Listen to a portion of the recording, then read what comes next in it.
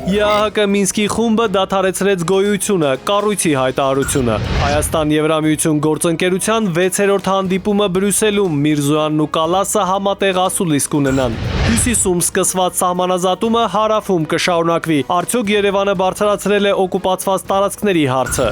Զելենսկին ժամանել է Փարիզ ու Ուիտքոֆը Մոսկվա, սեղանին Ուկրաինայի հարցն է։ Իրանն ու Թուրքիան Ասիան-Եվրոպային կապող նոր երկաթգիծ են կառուցում։ Կաթողիկոսը չի կարող հրաժարական տալ, տեսանյութերում էլ ես չեմ, Արշակ Սրբազանի ասուլիսը։ Փլուզում նախկին Դաշնամուրի գործարանում տուժած քաղաքացի կա։ Ընդմիշտ ֆիլմ նվիրված Ռուբեն Գևորգյանցի 80-ամյակին։ Օկուպացված Արցախը ծխի մեջ, քարվաճառում հրդեհներ են։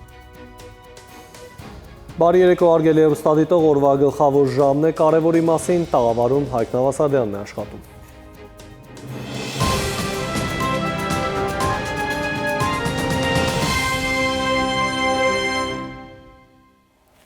Եվ այսպես Հայաստանի արտգործնախարար Արարատ Միրզոյանը աշխատանքային այցով կմեկնի Բրյուսել։ Արտգործնախարարությունից հայտնում են, որ դեկտեմբերի 2-ին նախարար Միրզոյանի գլխավորած պատվիրակության մասնակցությամբ տեղի կունենա Հայաստանի Հանրապետություն Եվրամիություն գործընկերության խորհրդի 6-րդ հանդիպումը, որից հետո կլինի արտգործնախարարի, Եվրամիության բարձր ներկայացուցիչ Կայա Կալասի և Եվրամիության ընդլայնման հարցերով հանձնակատար Մարթա Կոսի համատեղ մամուլի ասուլիսը։ Իսկ դեկտեմբերի 3-ին նախատեսված է Միրզոյանի ելույթը Արևելյան գործընկերության քաղաքացիական հասարակության ֆորումի 2-րդ գագաթնաժողովում։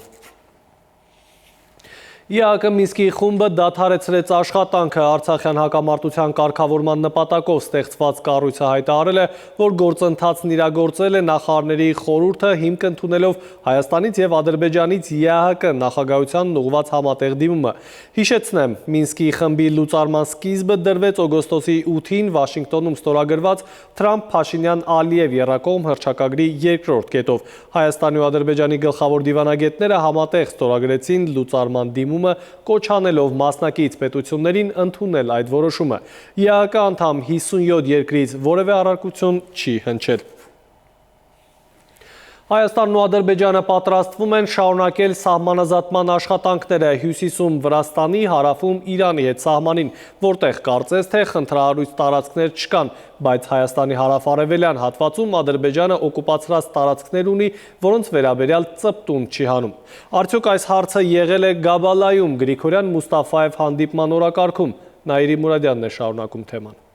Հայաստանի և Ադրբեջանի սահմանագծման և սահմանազատման հանձնաժողովի ներկայացուցիչներն այս անգամ ոչ թե Հայաստանին կամ Ադրբեջանին սահմանամերձ հատվածներում են հանդիպել, այլ Բաքվից ավտոմոբիլով 3 ժամվա հեռավորության վրա գտնվող Գաբալայում։ Հայկական կողմից 10, իսկ ադրբեջանականից 12 անդամներով դեմ դիմաց նստած ինչ հարցեր են քննարկում, միայն խիստ պաշտոնական տեղեկություն տարածեցին հայկական ու ադրբեջանական կողմերը։ Հայ-ադրբեջանական սահմանազատման և սահմանագծման հանձնաժողովը հիմա էլ Հայաստանի հյուսիսից իջել է հարավ։ Փոխվարչապետ Մհեր Գրիգորյանն էր վերջերս հայտարարել հարավում արտահերթ արագացված ընթացակարգով սահմանագծման և սահմանազատման գործընթացի մասին։ Գաբալայի հանդիպման հաղորդագրության մեջ էլ նշվում է, որ կողմերը հայտարարել են, թե սկսում են սահմանազատման համալիր աշխատանքները հյուսիսային հատվածից Հայաստանի, Ադրբեջանի և Վրաստանի սահմանների հատման կետից և այնուհետև հարավային ուղղությամբ հյուսիսի հարավ մինչև Հայաստանի և Ադրբեջանի սահմանը Իրանի հետ։ Պիտի անպայման շտապ սահմանագծվի,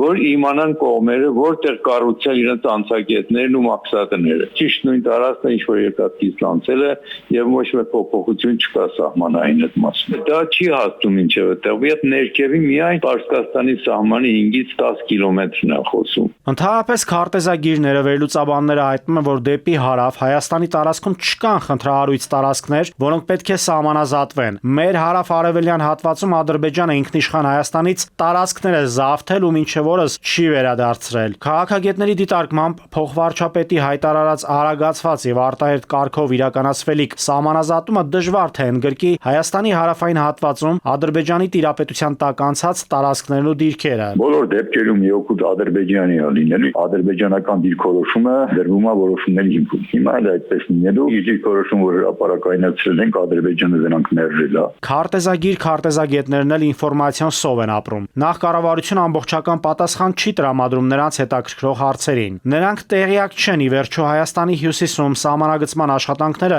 որ թվականի քարտեզներով իրականացվեցին։ Չնայած որ պաշտոնական աղբյուրները տեղեկություններ էին տարածում, որ սահմանազատումն ու սահմանագծումը իրականացվել են 70-ականների քարտեզներով։ Սյունիքի եւ Տիգրանաշենի հատվածում սահմանազատումը ամենայն հավանականությամբ անելու են զուգահեռ դրա համար է սպայդրության փառապային հատված։ Սյունիքի հատվածում ամենայն հավանականությամբ եւ Տիգրանաշենի հատվածում առաջ փուլով, այսինքն այս փուլով սահմանազատման աշխատանքների ակտիվացում։ Ալիևի օգնական Հաջիևը Բրյուսելում եվրոպացիներին այսպես կոչված Զանգեզուրի միջանցքի շինաշխատանքների ավարտի ժամկետն է հայտնել։ Ադրբեջանական կողմում ըստ նրա աշխատանքները ավարտին կհասցնեն 2026-ին։ Հաջիևը հայտնել է նաև, թե Բաքուն ցանկանում է տեսնել Եվրոպական միությանը որպես այդ նոր տրանսպորտային ճարտարապետության մաս, այդ թվում Եվրամիության գլոբալ դարպասներ նախաձեռնության շրջանակներում։ Հաջիևն իր ձևակերպմամբ միջանցքը ներկայացրել է որպես գործնական տարր, այն անվանելով Ադրբեջանի խաղաղ հաղթանակի ռազմավարություն։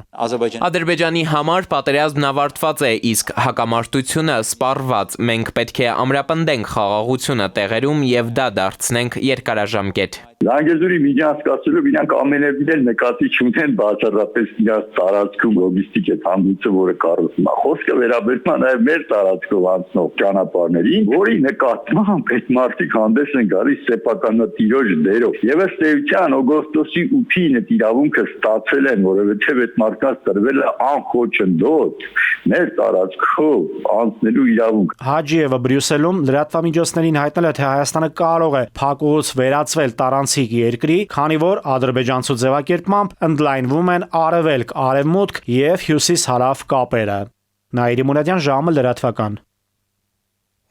Իդեպ Ադրբեջանի նախագահի օգնականը անդրադարձել է նաև ռուս-ադրբեջանական հարաբերություններին, սակայն այդ երկրի լրատվամիջոցները խեղաթյուրել են նրա խոսքը։ Բաքվի պաշտոնական աղբյուրներն ահազանգում են, թե իրական հարցազրույցում Հաջիևը անդրադառնալով ադրբեջանական ինքնաթիռի խոցման միջադեպին նախապայմաններ է առաջադրել, որոնք Ադրբեջանը ձգտում է ստանալ Մոսկվայից։ Պաշտոնական ներողություն, լիարժեք հետաքննություն, արդարադատություն մեղավորների նկատմամբ եւ փոխհատուցում, շեշտելով հենց որ այս հարցերը լուծվեն, կթերթենք թյուրիմացության էջը եւ կշարունակենք նորմալ բարի դրացիական հարաբերությունները երկու երկրների միջև։ Սակայն ադրբեջանական մամուլը տեքստից հեռացրել է հենց որ հարցերը լուծվեն արտահայտությունը։ Արդյունքում իմաստը ամբողջությամբ փոխվել է։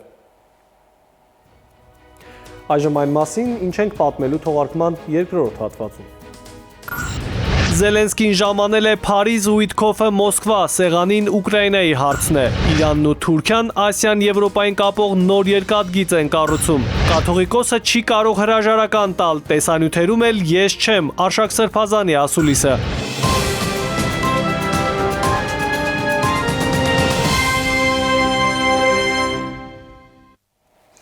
Մենք կրկին ուղիղ եթերում ենք, շարունակենք թողարկումը։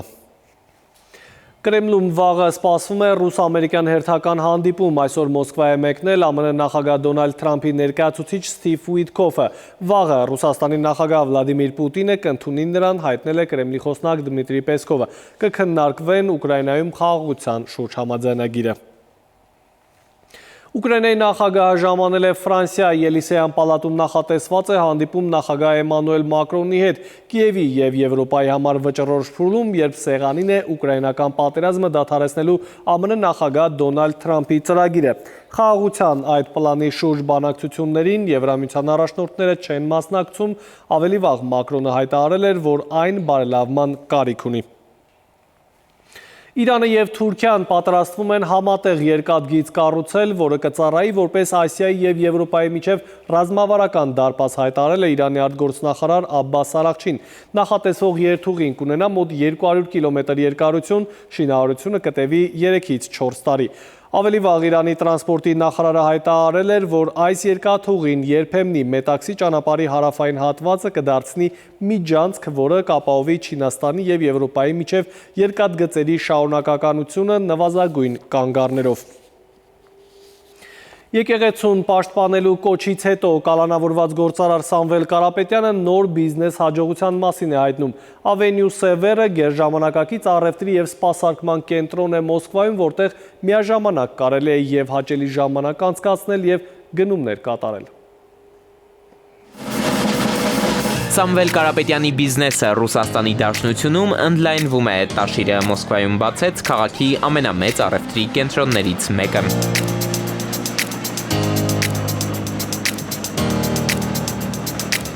Չնայած ավելի քան 5 ամիս Սամվել Կարապետյանը կալանավորված է Հայաստանում մեր ձևով եկեղեցին պաշտպանելու համար, Ռուսաստանի Դաշնությունում նրա բիզնես գործունեությունը շարունակում է ընդլայնվել և նվաճել նոր հորիզոններ։ Այս տարվա ամենամեծ բացումն է այս քաղաքում եւ ոչ միայն այս քաղաքում, այլ Ռուսաստանի Հանրապետությունում նշանակություն ունեցող օբյեկտ է, հույսով ենք եւ վստահ ենք, որ շատ մարդ կլինի, շատ հետաքրքրներ կլինեն, ուզեցողներ գալ, նայել,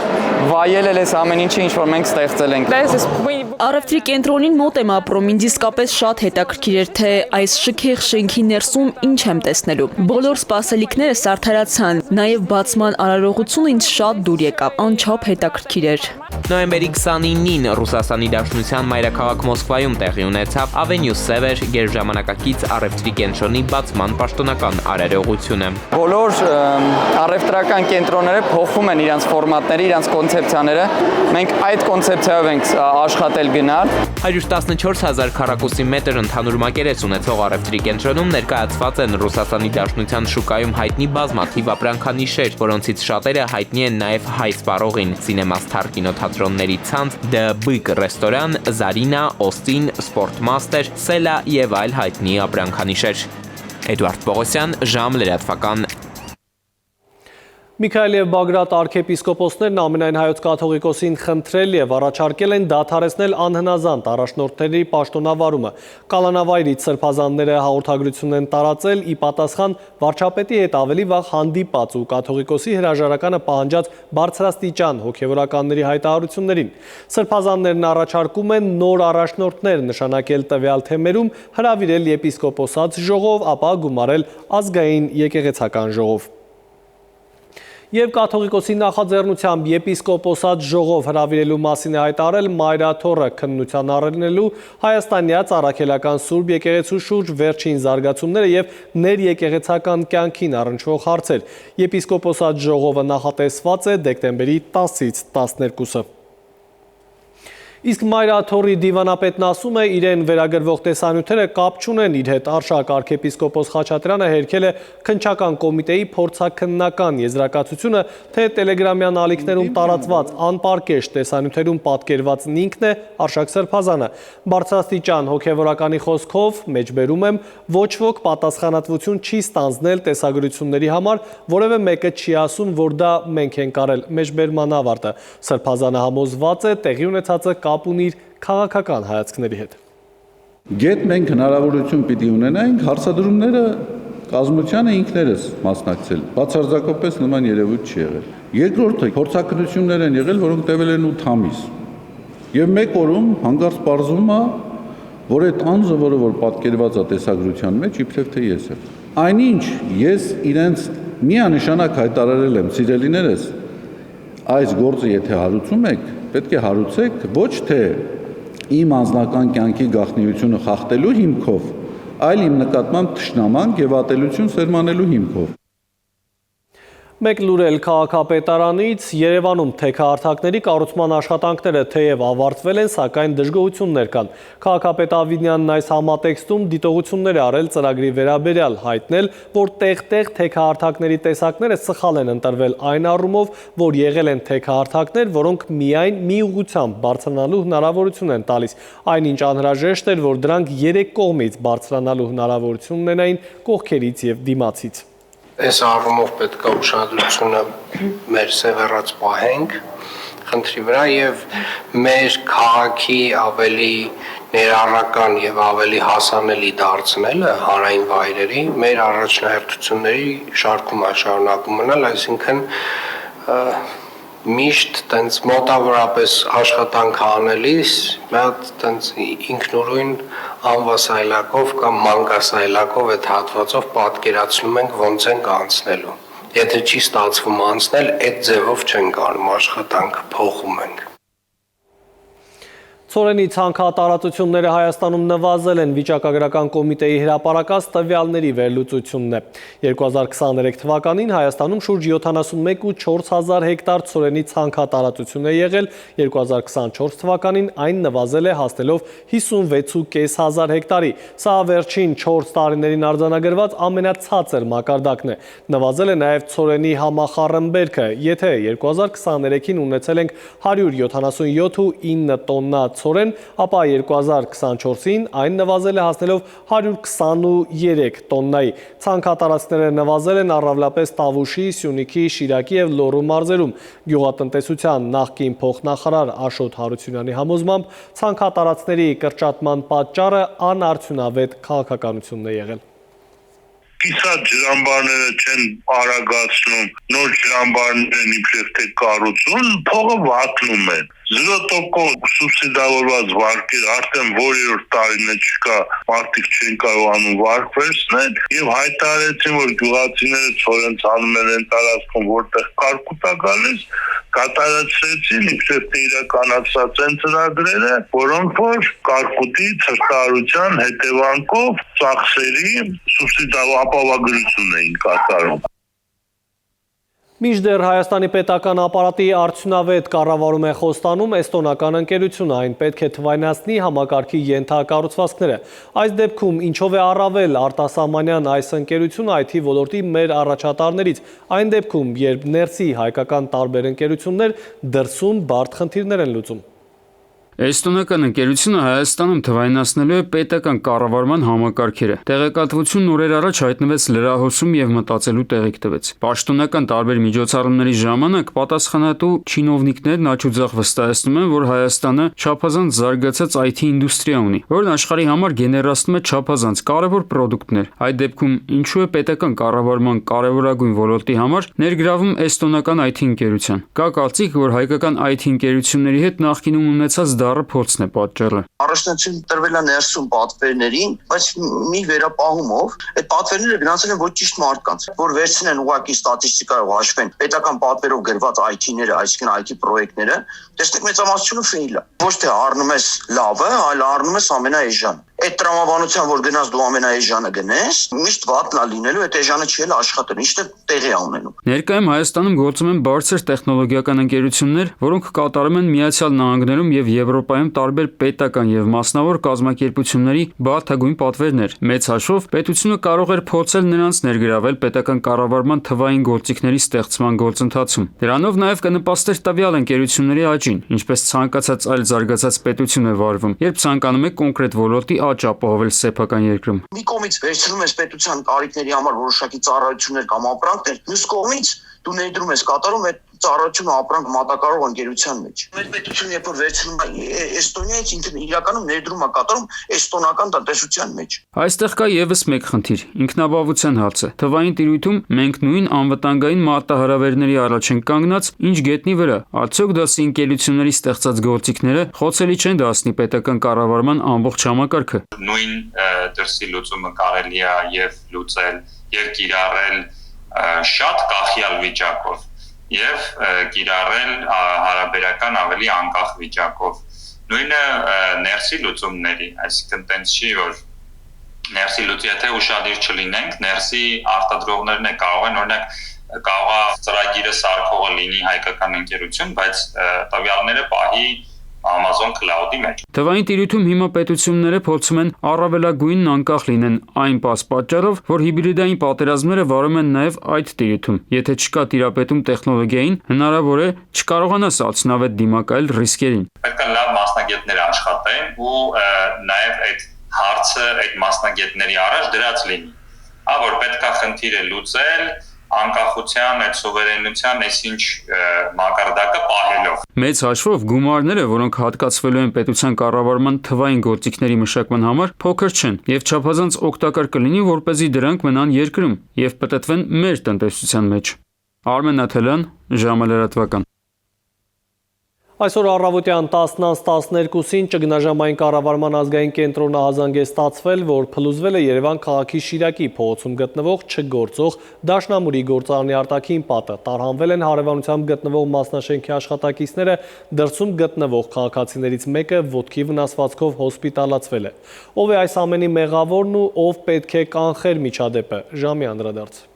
Պայթյուն Շենգավիթում նախկին դաշնամուրի գործարանի տարածքում ըստ նախնական տվյալների մասամբ փլուզվել է եռահարկ սեփական շինության, տնտեսական ապրանքների եւ սննդի պահեստի հատվածը։ Թե ինչն է եղել փլուզման պատճառը, պարզվում է, ներքին գործերի նախարարության փրկարար ծառայությունից հաղորդում են, որ կա պայթյունից տուժած։ Արտադրամասը սննդի մի մասը եւ կես մասը պահեստներ տարահանվել են մասնաշենքում, կողքի մասնաշենքի եղած աշխատակիցները հետախուզության ժամանակ հետախուզությունից բարձվել է, որ գազի արտահոսք կա, գազի արտահոսքը դադարեցվել է, բոլորը տարահանված են, ունենք մեկ տուժած, որը որ ոտքի վնասվածքով տեղափոխվել է, հոսպիտալացվել է։ 1963-ին կառուցված գործարանը ժամանակին տարեկան արտադրել է 10,000 դաշնամուր, առաջին դաշնամուրի առաջին փորձարկողն ի դեպ Առնո Բաբաջանյանն էր, շարք մտավ Երևան դաշնամուրը։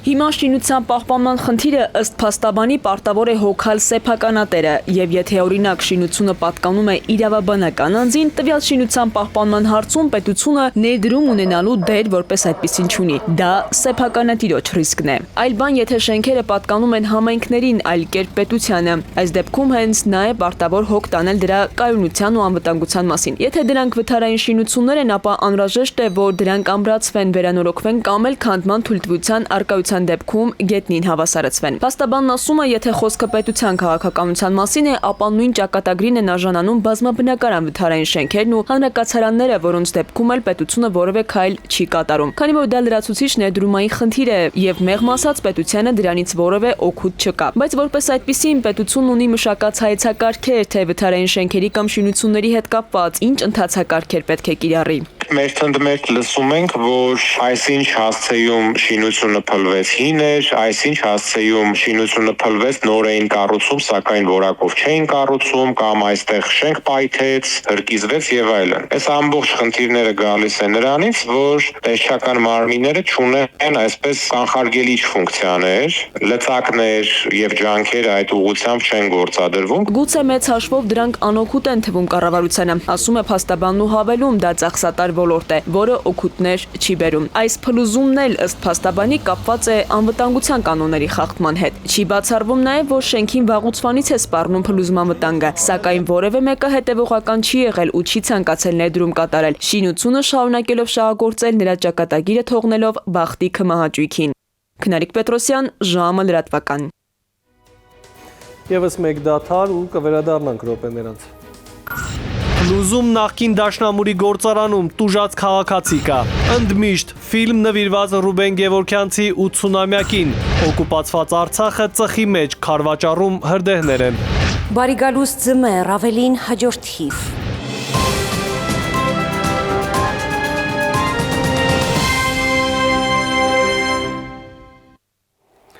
Մենք վերադարձանք, դուք դիտում եք ժամի գլխավոր թողարկումը։ Երկաթե վարագույրի տարիներին նա նկարեց մարդկանց, բարձրաձայնեց խնդիրներ, որոնց մասին խոսել է անգամ երկար տարիներ արգելված էր Խորհրդային Միությունում, բայց դրանք ուղղակի հարցեր չէին, այլ պատասխաններ ունեին, լուծման ճանապարհներ։ Այսպես են ընկերները բնութագրում կինոյում անուն թողած գործընկերոջը, ընդմիշտ ֆիլմ նվիրված Ռուբեն Գևորգյանցի 80-ամյակին։ Ինչ ֆենոմենալ մարդ պետք է լինես, որ բոլորի կյանքում թողնես հետք, բարի հետք։ Մարդաշատ է կինոյի տունը։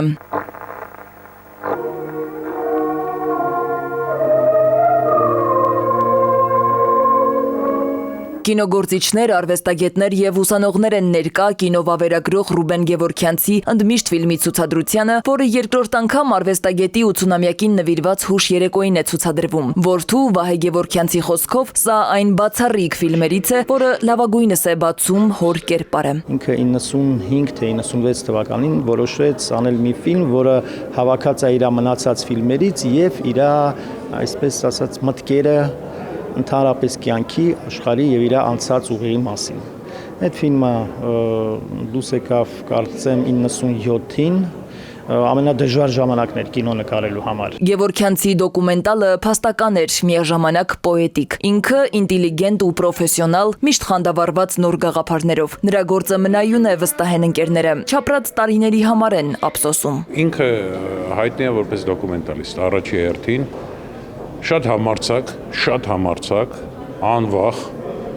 եւ ամեն ինչի հանդեպ ուներ իր կարծիքը։ Յուրօրինակ հայացք կար, այսինքն իր ձեռագիրը կապված էր իր անձի հետ շատ սերտ։ Դա շատ կարևոր բան է, անգամ դոկումենտալ կինոյում,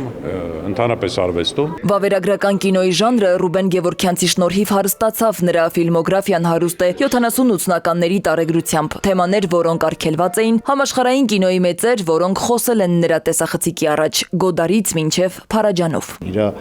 ֆիլմերի բարձրացրած թեմաները միշտ արդիական են ու ինքը ընդամենը պրոբլեմ չի վերհանում, ինքը լուծման ճանապարհ առաջարկում։ Թողել է շատ ծանրակշիռ ֆիլմեր, բարի հետք, սպասում, հրաշագործի աշուն եւ այլ։ Կինոյի մարդ էր, աչքերի մեջ կայծ կար, մտքում խորություն։ Արվեստում պատերազմի ժամանակ թե կյանքում ոգևորության աղբյուր էր։ Գևորքյանցը տեսակ էր, որ պակասեց։ Հայ մշակութային հիշողության ինքնատիպ վկայագիրն է նա թողել հայ կինոյի պատմության մեջ։ Սվետլանա Ավդիշյան, Զոհրաբ Քարամյան, ժամը լրատվական։ Այլ թեմաներով շարունակենք, Աթենք մսամթերքի գործարանը Հայաստանում միջազգային ISO չափանիշներին համապատասխան նոր արտադրամաս է կառուցել։ Ընկերության ներկայացուցիչները վստահեցնում են, սա տարածաշրջանում նմանը չունեցող համալիր է, որտեղ ներդրել են գերժամանակակից հոսքագծեր, մինիմալի հասցնելով արտադրության մեջ հնարավոր բոլոր ռիսկերը։ Հայաստանի արդյունաբերական քարտեզին ավելանում է նոր կենտրոն։ Կոտայքի մարզի Գետամեջ համայնքում կառուցվել է Աթենք մսամթերքի նոր արտադրական համալիրը, որի տարածքն ընդգրկում է 50,000 քառակուսի մետր։ Ներդրվել է մեծածավալ 10 միլիարդ դրամի չափով գումար, ինչը նաև ռազմավարական նշանակություն ունի ոչ միայն Աթենքի համար, այլև Հայաստանի տնտեսության զարգացման։ Համալիրը ներառում է միջազգային նորմերով կառուցված մսամթերքի գործարան, սառնարանային տնտեսություն, վարչական, տնտեսական եւ ինժեներական մասնաշենքեր։ Մսամթերքի գործարանի արտադրողականությունը կազմելու է օրական 120 տոննա։ Նախագիծ իրականացվել է հաշվի առնելով մեր եւ մեր միջազգային գործընկերների փորձը, որը թույլ կավելացնել արտադրական տեսականին։ Համալիրը նախատեսում է իր գործունեությամբ նոր շունչ հաղորդել տարածաշրջանի մսամթերքի շուկաներին։ Նոր գործարանն ամբողջությամբ կառուցված է միջազգային ISO չափանիշներին համապատասխան, ինչը թույլ կտա ընկերության արտադրանքն արտահանել միջազգային տարբեր շուկաներ։ Այս ստանդարտը իրենից ներկայացնում է հումքից մինչև պատրաստի արտադրանքի որակի հետագծելիություն եւ գործընթացային խիստ վերահսկողություն։ Նախագծվել եւ մոնտաժվել է նոր սերունդի մսի չորանոցներ, մսի վերամշակման հաստոցներ։ Ներդրված HACCP սննդի անվտանգության ապահովման համակարգը հիմնված է ռիսկերի վերլուծության վրա։ Այն նպատակ ունի կանխել, վերահսկել եւ նվազեցնել վտանգները սննդի արտադրության բոլոր փուլերում։ Աթենք ընկերությունը շարունակելու է իր առաքելությունը հաճախորդների համար ապահովելով բարձրորակ սննդամթերք։ Վստահությամբ կարող ենք ասել, որ հայկական մսամթերքը այժմ ներկայանալի է նաև արտասահմանյան մեր սպառողներին։ Այս համալիրը խոստանում է ընդլայնել արտադրության ծավալները, ներդնել հայրենական արտադրության նոր մշակույթ։ Աթենքի ներդրումը Գետամեջ համայնքում հայրենական արտադրության համար նոր նշաձող է։ Աշխատանք, տեխնոլոգիա, սոցիալական պատասխանատվություն մեկ հարկի տակ։ Նաիրի Մուրադյան, Վահրամ Ավոյան, ժամը լրատվական։ Ազգային ժողովի Հայաստան խմբակցության պատգամավոր Արթուր Սարգսյանի խափանման միջոց կալանքը փոխվել է։ Վերաքննիչ քրեական դատարանը բավարարել է Սարգսյանի կալանավորման ժամկետը երկարացնելու որոշման դեմ պաշտպանի հատուկ վերանայման բողոքը, կիրառելով տնային կալանք եւ 20 միլիոն դրամ գրավ։ Օրվա այլ կարևորը հաջորդիվ մեկ տեսաշարում։ Օկուպացված Արցախում դարձյալ լայնամասշտաբ հրդեհներ են բռնկվել։ Ադրբեջանական լրատվամիջոցները փոխանցում են, որ Քարվաճառի լեռնային հատվածներից կրակները տարածվել ու հասել են մինչև Քաշաթաղ, իսկ ուժեղ քամիները եւ դժվարանցանելի տեղանքը առավել բարդացրել հրդեհի մարման գործընթացը, սակայն այն շարունակվում է։ Մինչդեռ հիշեցնեմ, երբ նախորդ անգամ բռնազավթված երկիրը դարձյալ կրակների ճիրաններում էր, հայ փորձագետները ահազանգում էին, որ իրականում ադրբեջանական իշխանությունները Արցախը կրակին տալով փորձում են վերացնել մեր մշակույթը։ Դատական գործերի քննության ողջամիտ ժամկետներ կսահմանվեն վարչական եւ քաղաքացիական գործերի համար 6 ամիս։ Արդարադատության նախարարը հայտնել է, որ ժամկետը կերկարացվի միայն պատճառաբանված որոշմամբ։ Պաշտոնական վիճակագրության համաձայն քաղաքացիական եւ վարչական դատավարական գործընթացներն ամբողջությամբ թվայնացնելուց հետո, ինչպես նաեւ մինչեւ 2 միլիոն դրամի գործերը նոտարներին եւ արբիտրաժին փոխանցելով, մեր երկրում դատարանների ծանրաբեռնվածությունը արդեն շուրջ 80% նվազել է։ Հավաքական անվտանգության պայմանագրի կազմակերպության նախկին գլխավոր քարտուղար Յուրի Խաչատուրովի որդու գեներալ-մայոր Գրիգորի Խաչատուրովի նկատմամբ քրեական հետապնդում են հարուցել քրորի 436-րդ հոդվածով հայտարարել միջպետական հետախուզում, սակայն դատարանն այսօր մերժել է վերջինիս կալանավորելու քննիչների միջնորդությունը։ Դատախազությունը որոշումը կբողոքարկի վերաքննիչ։ Ռուսաստանի եւ Նոր Նախիջևանի հայոց թեմի հոգեվորականները վերահաստատել են հավատարմությունը ամենայն հայոց Գարեգին II կաթողիկոսին, դատապարտելով հակաեկեղեցական արշավը։ Նրանք քննադատել են նաեւ այն սպասավորներին, ովքեր հանդես են եկել իրենց բնորոշմամբ պառակտիչ դիրքորոշումներով, խախտելով եկեղեցական կանոնակարգը։ Հայտարարությունում հոգեվորականները նշել են, որ պատարագի ժամանակ վեհափառ հայրապետի անունը չհիշատակելն աղավաղում է Սուրբ Պատարագի իմաստը։ Իդեպ Մասյացոտնի առաջնորդ Գևորգ եպիսկոպոս Սարոյանի եղբայրը Հակոբ Քահանա Սարոյանը հայտարարությանը չի միացել։ Երրորդ եւ յուրաքանչյուր հաջորդ երեխայի մինչեւ 6 տարեկանը լրանալը դրամադրվող 50,000 դրամ աջակցությունը դառնում է մշտապես գործող պետական նպաստ, եթե դիմումատու ծնողը Հայաստանի քաղաքացի է։ Երեխայի ծննդով պայմանավորված պետական նպաստների դրամադրման գործընթացում փոփոխություններն ուժ կստանան 2026 թվականի հունվարի 1-ից, արդեն նույն թվականի սեպտեմբերին եւ դրանից հետո ծնված երեխաների համար ծննդյան միանվագ նպաստի չափը գործադիրը կսահմանի 500,000 դրամ անկախ կարգաթվից։ Էդուարդ Պողոսյան, ժամը լրատվական։ Եվ եղանակային պատկերում թաց փոփոխություններ կան, ավելին կպատմի Լիլի Հովերը։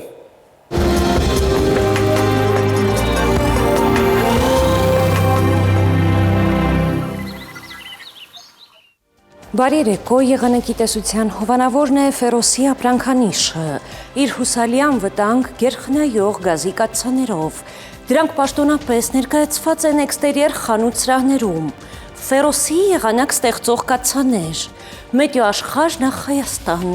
Մեր երկրի մեծ մասում երեքշաբթին կանցնի փոփոխական երկնքով, սպասվում են տեղումներ, առանձին լեռնային գոտիներում ձյուն, ջերմաստիճանը կնվազի մոտ 4-ից, վաղը ցերեկը Շիրակում, Կոտայքում, Գեղարքունիքում, Արագածոտնի եւ Վայոց-Ձորի լեռնային գոտիներում կդիտվի 3-ից 9 աստիճան։ Վայոց-Ձորի եւ Արագածոտնի նախալեռներում կանխատեսվել է 6-ից 10, Լոռիում 7-ից 11, Տավուշում 8-ից 12 աստիճան, Արարատում, Արմավիրում կդիտվի 8-ից 10, Սյունիքի հովտային գոտիներում սպասվում է 11-ից 14, Սյունիքի նախալեռներում 9-ից 12 աստիճան։ Երևանում օրը կանցնի տեղումներով, այս գիշեր սպասվում է 0-ից 2 աստիճան ցուրտ, ցերեկը 8-ից 10, երեկոյան 2-ից 4 աստիճան տաքություն։ Հարգելի հեռուստադիտող, այսքանով ավարտված է ժամի գլխավոր թողարկումը, խաղաղ գիշեր եմ մաղթում։